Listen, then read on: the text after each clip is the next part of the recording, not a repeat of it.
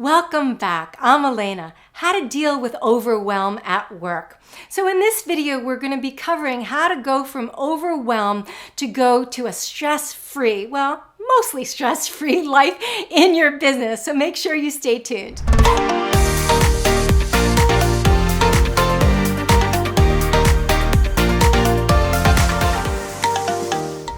First, I'm going to show you how to deal with overwhelm, and it's probably not what you're doing now. Then I'm going to show you the real reason why you're overwhelmed in the first place. Is the cliche working smarter really true? We're going to dive into that. And by the end of this video, I'll share with you my top 5 strategies of going from overworked and stressed to ease and finesse. So stay tuned. So how do people typically deal with being overwhelmed?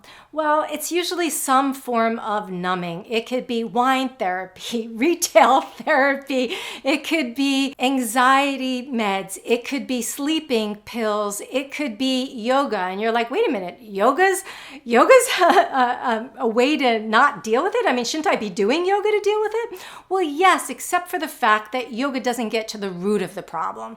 And that's actually the issue. So all of those things that I just described are ways to essentially self-medicate, but they don't actually deal with why you're feeling overwhelmed in the first place. And if you want to get out of overwhelm, you have to deal with why you're having the overwhelm in the first place. So typically what happens is that people didn't get to the root of the problem, and the root of the problem are limiting beliefs. There's some belief that's going on that's creating the overwhelm in the first place. I should be further along is a huge one that a lot of my clients have. I should have a successful business already. What am I going to do if I don't have money? Money's not going to come in. I'm not going to be able to get clients. I'm going to be a failure.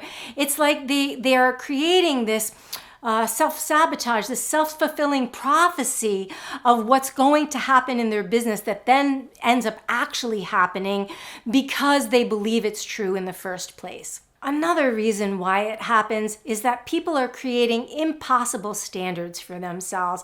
I know this one was a big one for me that I really had to work on with the impossible standards. I believed I was supposed to get it right the first time, always. Get it right the first time. I mean, when I grew up, that's how it was. I got in a lot of trouble if I didn't get it right the first time. So when I became an adult and started my own business, I thought that I was supposed to do the same thing. So most of my clients, because they're all high achievers, believe the same thing, that they have this almost impossible standard that they set for themselves. They're far more kind to other people in terms of other people's standards than they are to themselves, but they have these unbelievable expectations of themselves. And as a result, sometimes they become perfectionists, right? Where they don't want to let things go unless they're absolutely perfect. There's a difference between having a standard of excellence and perfection, because perfection doesn't actually exist except in divine perfection. Because truly you are divine perfection. You were born perfect. There is nothing wrong with you. There never has been anything wrong with you. There never will be anything wrong with you. Does that mean that you're not following some subconscious programming that's leading you down the wrong path? Yeah, probably, but that doesn't mean that there's anything wrong with you. You were born divinely perfect. We were all made as part of a piece of a puzzle of the whole that helps each of us live our purpose to our fullest. And there is no way for there to be anything wrong with you as a result. So one of the things that I would say is also cultural experiences. So there's a lot of cultural norms in society about what success means, what you have to do to get it, and how you're going to keep it, right? And so as a result, it's created these unrealistic standards, the bar we set for ourselves. Now, I'm not saying don't keep expanding, don't keep growing. That's absolutely part of who we are. We're meant to keep growing and expanding. But again, that societal norm, that societal belief about what perfection is doesn't exist, and it's a moving target. So if you set some standard of what this means and then you achieve it, then it moves. And it's like, wait a minute, that's not perfect enough yet. I've got to do this. And so you never actually achieve perfection that way. By allowing yourself to be who you are, by being authentically you, you can allow that divine perfection to come through. So I put out new content that offers valuable tips and tricks on how you can work less and make more money, 2 to 3x your income in a really short period of time. I'm really into quantum leaping income and time, collapsing time. So make sure you tune in, like and subscribe so that you can get notified when my new content comes out. Okay, so you may have heard the cliche, work smarter, not harder. And it really is true. And here's the thing. Here's the number one tip on how to work smarter is get out of your sympathetic nervous system into your parasympathetic nervous system. When you are in overwhelm, you are in form of fight, flight, or freeze. And you cannot be creative. You cannot be productive. You cannot access higher levels of intelligence and inspiration.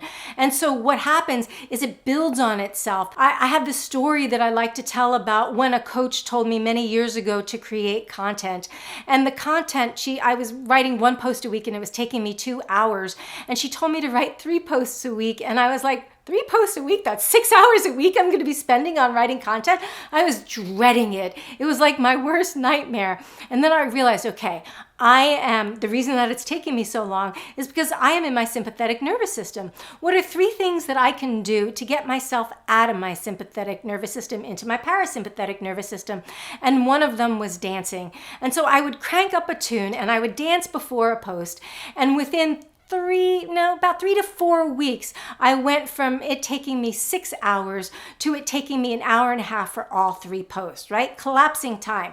Now, if you can collapse your time like that and go from working all of these massive hours and actually getting stuff done by being in your parasympathetic nervous system, you'll be able to help that overwhelm. Because even if you're clearing your limiting beliefs, if you're doing the same patterns and the same thing over and over again, and it's still taking you all day to get the stuff done, you're going to be repeating the same cycles over and over and over again. So you want to do whatever it is for you that moves you from your sympathetic nervous system into your parasympathetic nervous system. Okay, so now let's talk about some strategies of what can actually get you out of overwhelm. Now, I work almost strictly with mindset, but there's a lot of strategies that are really helpful, some of which are mindset strategies and some of which aren't. One of them is delegating, automating, and deleting. So what could possibly be a mindset strategy about that? I cannot tell you how many people struggle to delegate because they do not want to give up control. That is mindset. That has nothing to do with the person not being equipped to actually do the job. I have other clients who, because they have major trust issues, keep hiring people who do crappy jobs or who steal from them even. And they think, but this keeps happening. This is just the way that people are. No. People are not like that. You're attracting those people because you don't trust. And when we shift that so they actually start trusting, then they're able to hire people that do fantastic jobs for them. So that's where that comes in. But delegating, automating, and deleting. And it's the key as you scale your business. You're going to need to hire a team and hire before you're ready. You're going to need to put some stuff on automation so not everything is done manually all the time. And you're going to need to figure out, does this really make sense for me to be doing? If I'm doing so many of these things, what are the income producing activities that I should be focusing on, and focus on that? I was just talking about income generating activities. I cannot tell you how many people fill their days with busy work that have nothing to do with generating leads or sales, right? So you may think, for example, I need to work on my website. Well, if you're doing SEO to your website and you're already getting clients on your website, then working on your website is key to lead generation. However, I could tell you for the first 4 of my 8+ years of coaching, I didn't have a website. And then I created this fantastic website and it was up for 2 years. I changed my ideal client and I never changed it. And it was still there. And people were like, what a beautiful website. But it had nothing to do with what I was doing in the moment. And it didn't matter. It matters far less than you think. So really focus on income generating activities that are actually going to move the needle forward of income in your business. And once you start making more income, then it'll be easier for you to do the delegation, deletion, and automation that I was just talking about. So in my video on working less than 40 hours a week, I talked to you, so make sure you check that out. I talked to you about time. Like time audits, energy audits are so key to do that. to understand how you're spending your time and how you can spend it in a way that work with your energy. Once you understand how to work with your energy, then one of the things that I recommend is time blocking.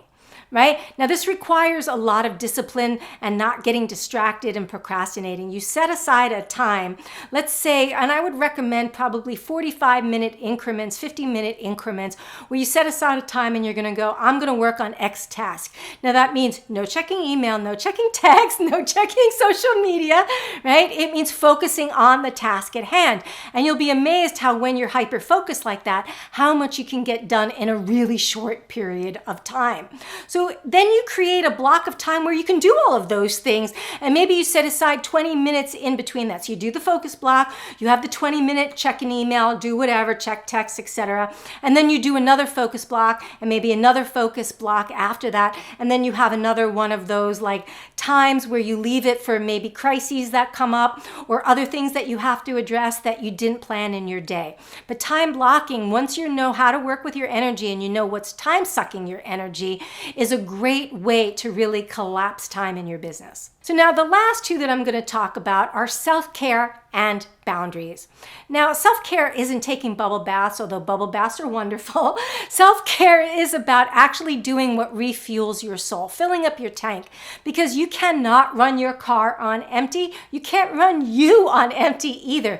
You need to give your soul food. You need to enrich yourself, taking time off, doing things that you love that make you excited about life.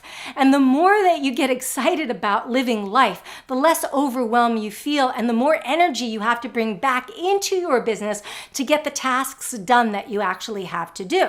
Now, one of the ways to do that is by creating boundaries. That's super important, to be able to create boundaries, to learn when to say no compassionately. I love you, but I really don't have the bandwidth to do that. It's one of my favorite expressions, actually. I really love you. I'd love to do that for you. Maybe the next time you need that done, I will have more bandwidth, but right now I really just don't. Now, in the beginning, because you've trained people to come to you and ask you for all of these things, they may be like, what's going on with her or him? Like, why are they acting like that all of a sudden?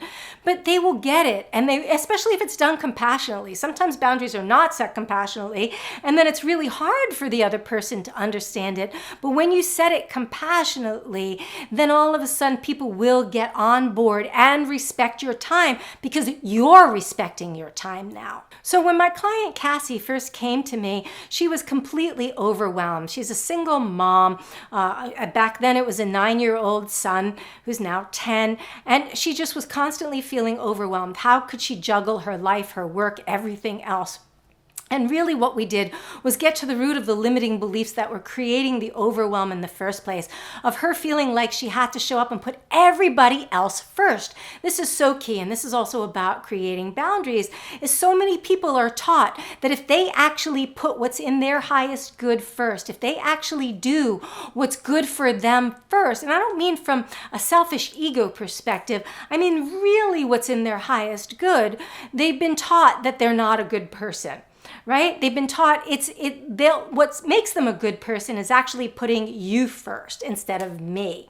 And so they have to retrain themselves. It's so challenging for them to retrain themselves because it keeps coming up. I'm like, once they get it, it's like, oh my God, it's a completely different experience because now they're not running on empty. They are full all the time. And because they're so full, they're able to overflow that fullness to others. So now they have even more to give to others rather than less. Because initially they're thinking, well, if I put myself first, then I'm going to be selfish. Other people aren't going to get. And what they realize is by putting themselves first, there's so much more to give to other people. So it turns that completely on its head. And it turns their overwhelm, just like it did Cassie, on its head also.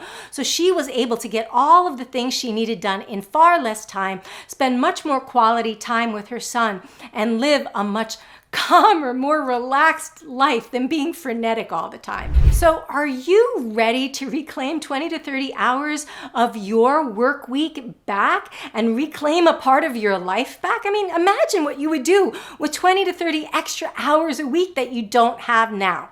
Well, if you want that, please go grab right here, register here for my free mini course on how to reclaim 20 to 30 hours of your work week back, because I literally unpack all of the secrets I give to my high-paying one-on-one clients that I teach them on how to collapse their time so they go from 12, 14-hour days to 6-hour days, and I'm unpacking that all with you. I'm laying it all out on the table. So make sure you grab my free course now. Thanks, I'm Alaina, and I'll see you in the next video.